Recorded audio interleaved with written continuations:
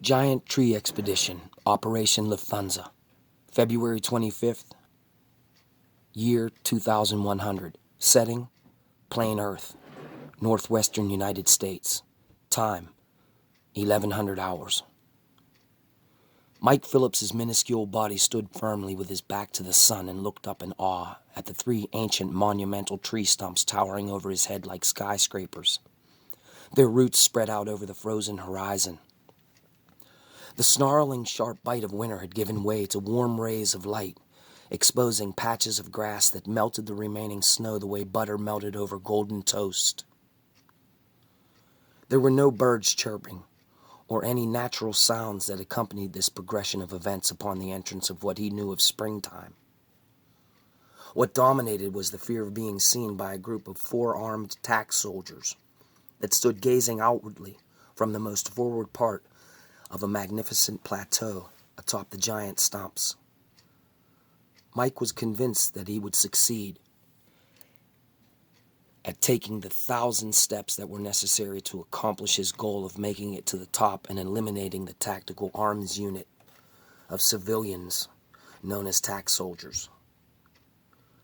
A small group had seized an opportunity to transform these megalithic organic relics into fortresses. Counting from 1 to 4 and repeating over and over, each of his appendages rhythmically clutched the rough bark that stretched endlessly upwards. Suddenly, no more than 10 feet away, there appeared a silhouette of what looked like a human figure running up the side without any type of suspension, like a lizard running up vertically up a wall. In less than 10 seconds, his fingertips grasped the ragged rim of a small cove-like lower plateau. He inched his way up slowly, allowing only his eyes to be exposed, and peered into the dark dwelling, only to find that it was empty.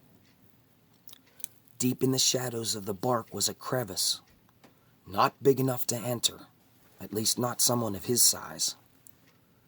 There was a relief of not having to give chase into a dark orifice where something, whether human or not, had most likely disappeared.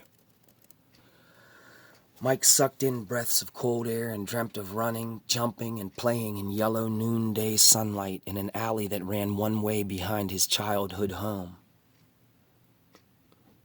Taylor Avenue, Mexican War Streets, Pittsburgh, PA. An address that seemed so long ago it could have been a fantasy.